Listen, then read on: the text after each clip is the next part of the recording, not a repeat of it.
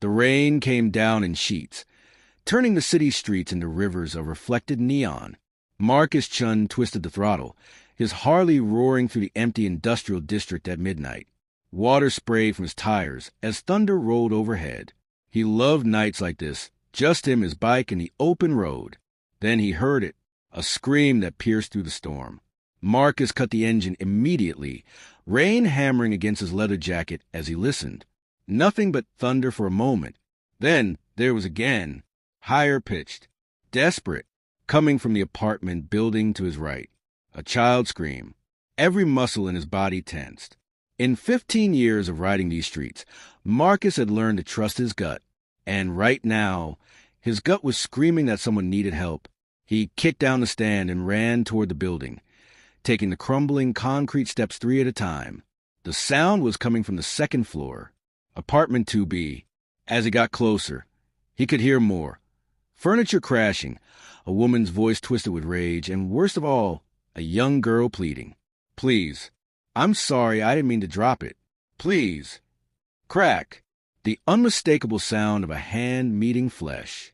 Marcus didn't think. His shoulder slammed into the door once. Twice. The cheap lock splintered on the third hit, and he burst through into a scene that made his blood boil. A girl, maybe 13 years old, was curled in a corner near an overturned lamp. Her arms were raised over her head, covered in bruises, old yellowing ones and fresh purple marks. A tall, gaunt woman stood over her, a leather belt doubled in her fist, her face contorted with fury. "Who the hell do you think you are?" the woman shrieked, whirling to face him. Marcus stepped between them, his 6-foot frame blocking the woman's path to the girl. His voice came out low and dangerous. "I'm the person who's stopping this. Right now." The woman, her eyes wild, mascara running, laughed bitterly. "This is M.Y. House. That's my stepdaughter. You're trespassing, you tattooed thug. And you're beating a child." Marcus shot back. His phone was already in his hand. "I'm calling the police." For a split second, fear flashed across the woman's face. Then rage took over again. "You don't know what she's like. The lying, the stealing, the disrespect. I don't care." Marcus's voice cut through her excuses like a blade. "Nothing, and I mean nothing, justifies what you're doing to her." Behind him, he could hear the girl's ragged breathing. He didn't turn around, keeping his eyes locked on the stepmother, but he spoke gently over his shoulder. "Hey, kiddo, what's your name?" A tiny voice, barely a whisper. "Sophie. Sophie, I'm Marcus. I'm going to get you out of here, okay? But I need you to trust me." The stepmother's face went red. "She's not going anywhere." She lunged forward, belt raised. Marcus caught her wrist mid-swing, his grip firm but controlled. His other hand held up his phone, now with 911 on the screen. "Yes. I need police and child services at 1847 Industrial Avenue, apartment 2B, he said calmly into phone, never breaking eye contact with the woman. "There's a child being abused. The perpetrator is still on scene and becoming aggressive." The dispatcher's voice crackled through. "Officers are 3 minutes away. Stay on the line." Marcus released the woman's wrist and took a step back, keeping himself between her and Sophie. "You've got 2 choices, he said quietly. "You can wait here calmly for the police, or you can make this worse for yourself. Your call." The fight seemed to drain out of her. She stumbled backward, the belt falling from her hand, and collapsed onto a stained couch, mumbling incoherently. Marcus finally turned to Sophie. She was small for her age, all sharp angles and hollow cheeks that spoke of missed meals. Her dark hair hung in matted tangles around a face marked with tears and a split lip, but it was her eyes that broke his heart. Old eyes in a young face, eyes that had seen too much suffering. "Sophie," he said gently, crouching down to her level, "I know you're scared, but I promise you, I'm not going to let anyone hurt you again. Can you stand?" She nodded, unfolding herself in the corner with a wince. Her left leg seemed to hurt. As she stood, Marcus noticed her clothes. A t-shirt with holes in it, jeans torn at the knees, sneakers held together with duct tape. "Do you have anything you want to take with you? Any belongings?" Sophie glanced around the trashed apartment with empty eyes. "Just my backpack." It's in my room. Can you get it? She nodded and disappeared down a narrow hallway. Marcus kept his eyes on the stepmother, who sat rocking back and forth, her own hands now shaking. The apartment was a disaster, not just from tonight's violence, but from years of neglect. Mold crept up the corners. The carpet was stained beyond recognition, and the kitchen was filled with empty bottles. Sophie returned with a small backpack, one strap torn and dangling. That was it. Everything this kid owned in the world fit in one small bag. Sirens wailed in the distance. Getting closer. Come on, Marcus said, extending his hand. After a moment's hesitation, Sophie took it. Her hand was small and cold in his. They headed for the door just as heavy footsteps thundered up the stairs. 2 police officers appeared, hands on their holsters. NYPD, we got a call about. The first officer stopped, taking in the scene. Marcus raised his free hand. I'm the one who called. I was passing by on my bike, heard screaming, found this woman beating her stepdaughter with a belt. The girl's name is Sophie. She needs medical attention and protection. The officers looked at Sophie, taking the bruises, the split lip, the way she clung to Marcus's jacket. The female officer's jaw tightened. Diane Morrison? She addressed the stepmother. She's lying. Diane suddenly came alive, pointing at Sophie. That little brat is always starting trouble, always. Ma'am, I need you to stop talking, the male officer said firmly, and stand up slowly. As the officers dealt with Diane, the female cop, her name tag read Martinez, knelt down beside Sophie.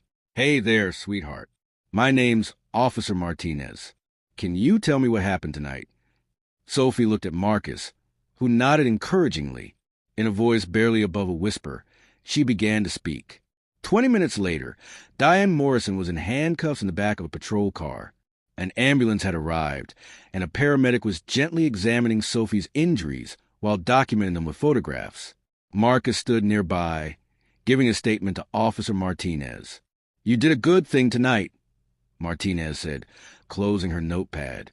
Most people would have kept driving. Marcus watched as the paramedic cleaned the cut on Sophie's lip. How can anyone keep driving after hearing that? You'd be surprised, Martinez said grimly. Child Services is on the way. They'll take her to a safe house for tonight. Start the process of finding her a foster placement. Sophie's head snapped up at those words. Fear flooded her eyes. She looked at Marcus with such panic that he felt in his chest. Hey, it's okay, he said, walking over to her. These people are going to help you. You're leaving? Her voice cracked. Marcus hadn't thought past getting her to safety. But looking at the scared kid who'd been let down by every adult in her life, he made a decision. Officer Martinez, he called over his shoulder. Is there any way I can stay with her? At least until Child Services arrives? She's been through enough tonight. Martinez considered for a moment, then nodded. I don't see why not. You're a witness anyway. For the next hour, Marcus sat with Sophie in the back of the ambulance. The rain had finally stopped, leaving everything smelling of wet asphalt and new beginnings. Sophie had been given a blanket and a juice box, which she sipped slowly while the paramedic bandaged her worst scrapes. You ride a motorcycle? Sophie asked suddenly. Marcus smiled. Yeah, a Harley Davidson. Had her for 10 years. I've always wanted to ride one. A ghost of a smile crossed her face. Diane said motorcycles were for criminals and idiots. Well, I'm neither of those things. I'm a mechanic. Own my own shop, actually. Chen's Custom Garage. We fix bikes, cars, anything with an engine. That's cool. Sophie pulled the blanket tighter around herself. Are you going to leave when the Child Services lady gets here? The hope and fear mixed in her voice nearly broke him. Tell you what, Marcus said. How about I give you my card? That way, you can call me if you need anything. And once you're settled somewhere safe, if your caseworker says it's okay, maybe I can take you for a ride on that Harley. For the first time that night, Sophie really smiled. Really? Really? I promise. A sedan pulled up, and a tired-looking woman in her 50s climbed out with a clipboard, the Child Services caseworker. Reality was setting in. Sophie Morrison, the woman said, her voice kind but professional. I'm Ms. Chun from Child Protective Services. I'm here to take you somewhere safer tonight. Sophie's hand found Marcus's, gripping it tight.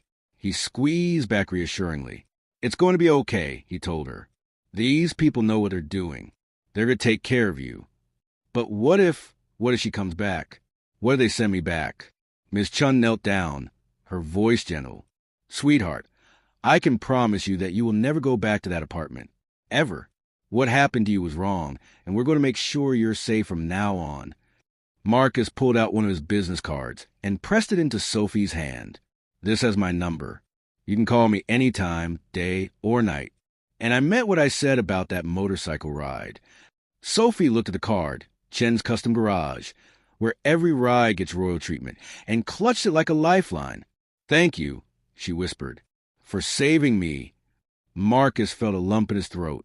You're going to be okay, kid. You're stronger than you know. As Ms. Chun led Sophie to the car, the girl turned back one last time and waved. Marcus waved back, watching until the taillights disappeared around the corner. Officer Martinez walked over, handing him a copy of his statement. You heading home? Marcus looked at his Harley, still parked where he'd left it, rainwater pooling around the tires. Yeah, long night. The world needs more people like you, Martinez said. People who don't look away. As Marcus rode home through quiet streets, his leather jacket still damp from the rain, he couldn't get Sophie's face out of his mind. Those bruises, that fear, that tiny spark of hope when he'd promised her a motorcycle ride. He made a decision right there, rumbling through the night. Tomorrow, he'd call Ms. Chun. He'd ask what he needed to do to become a foster parent, or a mentor, or whatever it took to make sure Sophie had someone in her corner, because tonight had changed something in him. He'd spent 15 years riding alone, keeping to himself, building walls. But Sophie had reminded him of something important. Sometimes the bravest thing you can do is stop, when everyone else keeps going. And Marcus Chin was done, riding past people who needed help. 3 weeks later, Marcus was in his garage, elbows deep in a Ducati engine, when his phone rang. Unknown number. Chen's garage, he answered, tucking the phone against his shoulder. Marcus. A small voice, tentative but warm. It's Sophie. Ms. Chen said I could call you. A smile spread across his face. Hey, kiddo. How are you doing? Better. I'm staying with a foster family now. They're really nice. They have a dog named Biscuit. She paused. I was wondering, did you mean what you said about the motorcycle ride? Marcus looked out at his Harley, gleaming in the workshop lights. I absolutely did. Think your caseworker will be okay with it. She said, if you were willing to get the proper permissions, she'd approve it. She said you saved my life. You saved your own life, Sophie, by surviving, by being brave enough to keep going. There was a sniffle on the other end of the line. When can I come? How about Saturday? I'll pick you up, we'll get you a proper helmet, and I'll show you what it feels like to really ride. I can't wait. That Saturday, Marcus showed up at Sophie's foster home with a brand new helmet. Youth size, decorated with stars, because she mentioned she loved astronomy during one of their phone calls. Her eyes lit up when she saw it. They rode for hours that day, Sophie's laughter floating back to him on the wind as they cruised through the countryside. She squeezed his jacket tight during the fast parts and whooped with joy during the straightaways. When he dropped her off that evening, she hugged him tight. Thank you, she said, for everything, for stopping, for caring. Anytime, kid, anytime. As Marcus rode home, he thought about how one moment, one decision to stop instead of keep going, had changed 2 lives forever. Sometimes being a hero isn't about grand gestures or superpowers. Sometimes it's just about being willing to listen when someone screams. And sometimes the people we save end up saving us right back. In a world where too many people turn away, Marcus chose to stop. He chose to listen. He chose to care. And because of that choice, Sophie found safety, hope, and a future she never believed she deserved. Heroes aren't born from power. They're born from compassion. And sometimes the people we rescue end up rescuing us right back. If this story touched your heart, remember, every act of kindness creates a ripple that can change a life. This is the healing narrative, where real stories remind us that hope still exists. Backhand index pointing right if you believe in stories that heal, inspire, and transform. Don't forget to subscribe, and join our family. Your support helps us keep sharing the moments that make humanity shine.